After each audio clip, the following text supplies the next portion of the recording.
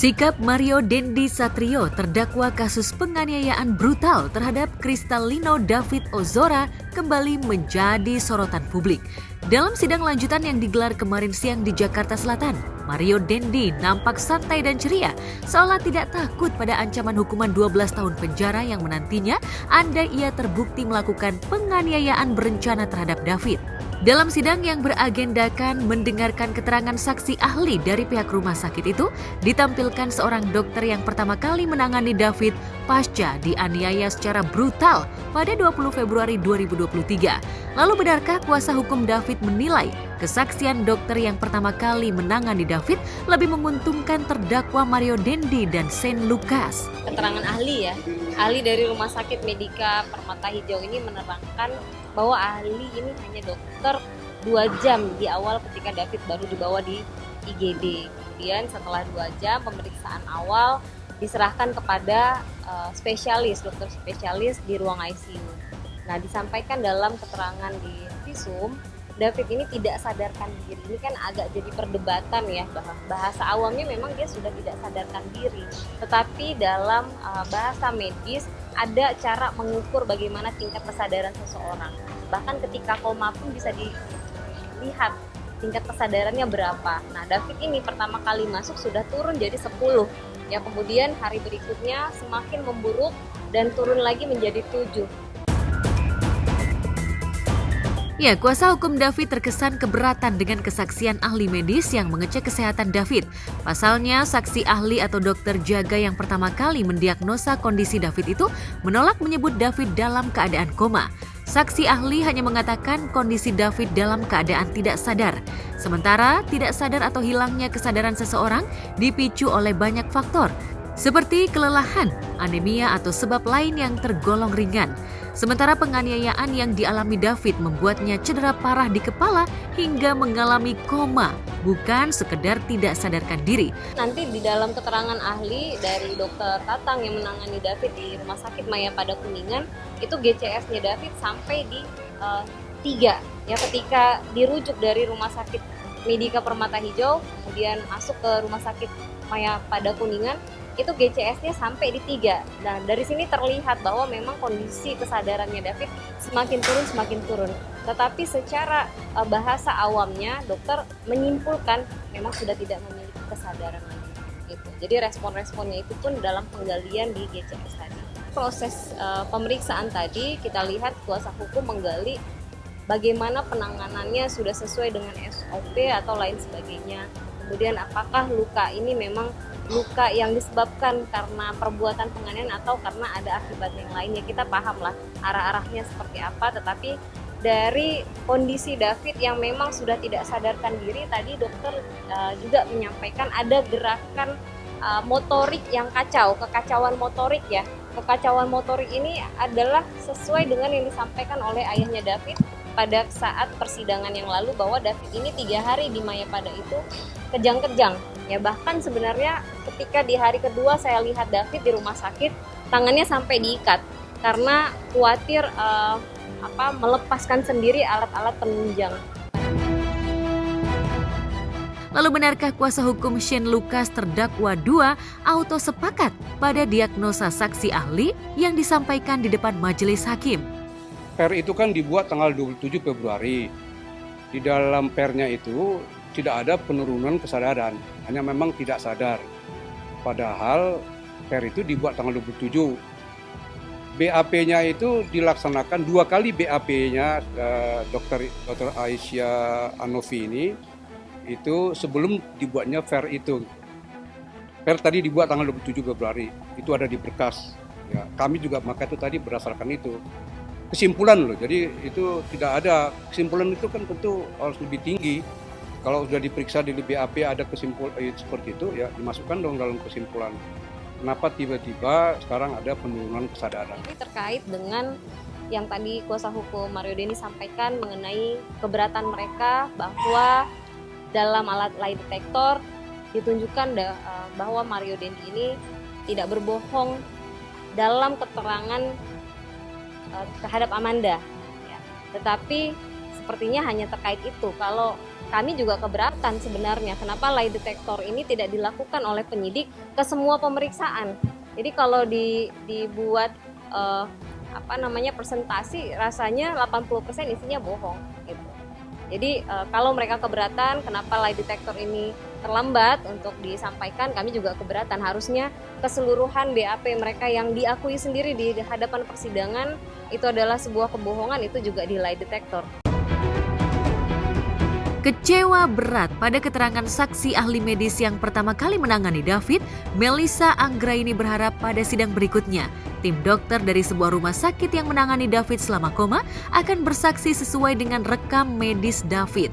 Tim dokter sempat menyatakan bangkitnya David dari koma adalah suatu mukjizat, mengingat begitu dahsyatnya benturan yang dialami David di bagian kepala. Sejauh ini orang tua David cukup percaya ya dengan mukjizat yang diperoleh oleh anaknya, yang tadinya dokter sampaikan akan vegetatif dan lain-lain, tetapi progresnya luar biasa. Ini juga keajaiban, mukjizat, sehingga ayahnya David cukup percaya untuk terus melanjutkan pengobatan di sini. Lantas bagaimana kondisi David sekarang? Dia masih melakukan terapi, ini baru banget nih ya. Ditunjukin ke kamera aja. Ya. Memang masih libur ya, dan memang masih coba dilakukan. Jadi David masih melakukan terapi, fisioterapi ya. Dalam fisioterapi memang endurance berjalannya sudah lebih lama ya, sudah 20-an menit alhamdulillah, tetapi secara powernya belum stabil. Tadi Joe sampaikan David berkali-kali ketiduran. Kalau udah lebih berat gitu ya, ketiduran. Nah, dalam beberapa waktu belakangan sering sekali David menyampaikan ke saya, dan Joe juga membenarkan, emosinya terkait penganiayaan, terkait ingatan-ingatan yang lalu itu baru balik. Jadi kalau kemarin itu baru ingatan yang diingatkan orang tua atau pecahan-pecahan ingatan, kalau sekarang emosinya. Jadi setelah hampir 5 bulan ini baru emosinya keluar. Amarahnya, kesalnya, sakit hatinya dia dianiaya itu baru muncul. Ya, 5 bulan pasca penganiayaan brutal itu, David masih tertatih-tatih mengingat kepingan kenangan dalam memori otaknya. Remaja 17 tahun itu memang sudah bisa beraktivitas tanpa bantuan kursi roda. Namun, tenaganya masih lemah. Lalu benarkah David sudah bisa mengingat anak AGH mantan pacarnya? Ya, memang sudah dalam waktu kemarin ini sudah sadar, tapi terkait ingatan, terkait memori, rasa itu kan yang bermasalah. Jalan masih miring, belum bisa lari, main basket yang dia seneng banget main basket itu belum bisa gitu. Ngedrum juga belum. Jadi masih banyak yang belum dia bisa lakukan. Drama panas dalam sidang kasus penganiayaan David yang menasbihkan Mario Dendi dan Shane Lucas sebagai terdakwa diprediksi akan terus bergulir dan menimbulkan kontroversi. Seperti sidang yang digelar 4 Juli lalu, Mario Dendi terkesan petantang-petenteng di ruang sidang. Saat persidangan Shane Lucas, Mario bahkan dengan santainya memegang mic dan bertanya bak JPU yang bertanya kepada terdakwa. Mario bertanya kepada Shane tentang kebiasaan bercanda dalam geng mereka yang apa adanya, namun dianggap kasar oleh orang lain. Pemuda berusia 21 tahun itu juga mengatakan sering gonta-ganti plat mobil bodong untuk gagah-gagahan. Bahkan, Anastasia Pretia Amanda, mantan kekasihnya, sempat dibuatkan plat mobil tidak resmi oleh Mario Dendi. Terus dia lari di tengah, dokter langsung selebrasi yang ditendang itu kena mukanya, dan dia memegang gitu. Jadi kalau kita mau kayak gitu kita sama orang, ya lalu ini mau dalam perkataannya dulu itu ya beberapa minggu, cuma nggak benar-benar pun nggak, itu cuma lucu-lucu doang. Ada pun jadi itu bisa.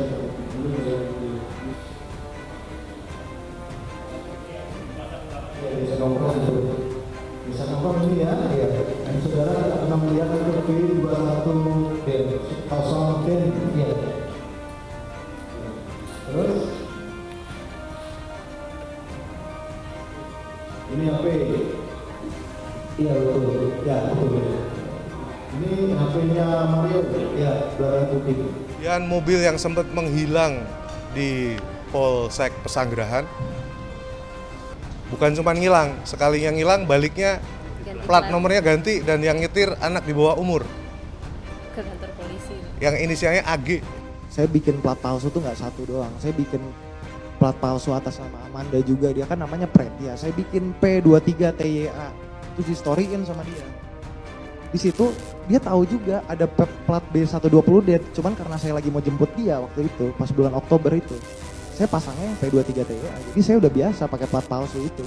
Apa maksudnya itu apa? Ganti-ganti plat itu untuk apa? Biar keren aja yang biar Keren, saya. atau merasa saudara lebih berkuasa gitu, bisa mengatur segala sesuatunya gitu. Pertanyaan saya, apa yang saudara lihat tanggapan saya dari di sini itu?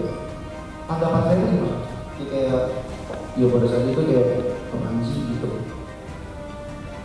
Ada omongan gitu nggak yang saya kasih ya? Kan memang pada dasarnya ngomong. Nah maksudnya obrolan saya ngerenjir loh, tanggepin itu tuh saksi dengar. Ya kalau yang saya dengar ya itu kayak yang bancur, gue cuma ngomong doang gitu. Yang paling menarik adalah kita tahu waktu di Rumah Sakit Medika Permata sempat asuransi anak korban ditolak karena ada satu klausul terlanggar yang dimana menyebutkan anak korban ini yang memulai perkelahian. Nah ini tadi disebutkan oleh Shane bahwa tanggal 21 apa 20 malam pokoknya setelah kejadian si Mario Dendi ngechat Shane. Kira-kira dia sampaikan Shane rubah BAP. Sebut aja kalau yang mukul duluan bagian perut, yang kena leher, itu David duluan yang mukul. David lah yang memulai perkelahian, kata bokap gua gitu.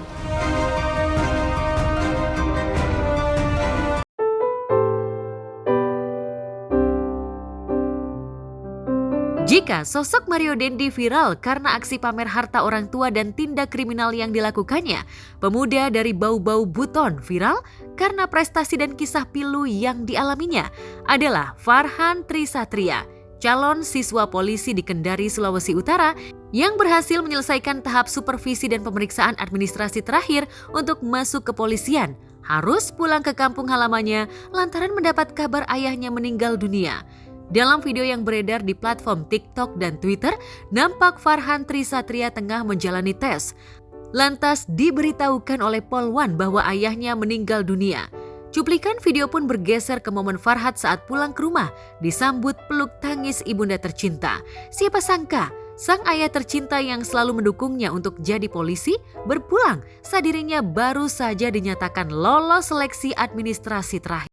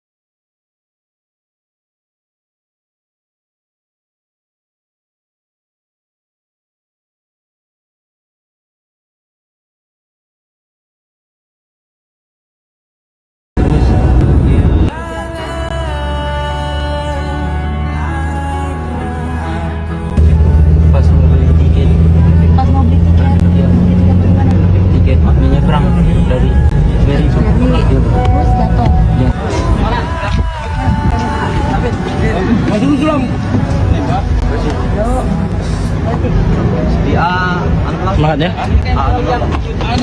Ada uang makanmu nggak? Ada. Mana? Coba lihat.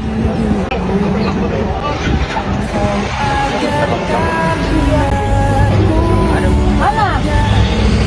Nah.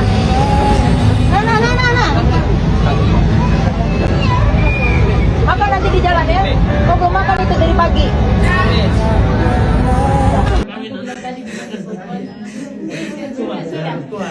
Iya, mama datang ya. Nanti mama tidak menang. Kuat.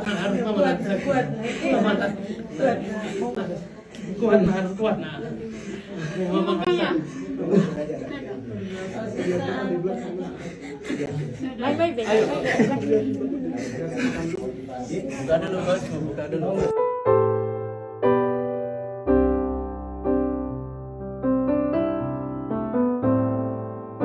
Kepergian ayahnya membuat Farhan semakin terpacu untuk mewujudkan harapan terakhir almarhum yang ingin melihatnya menjadi polisi yang jujur dan mengayomi masyarakat.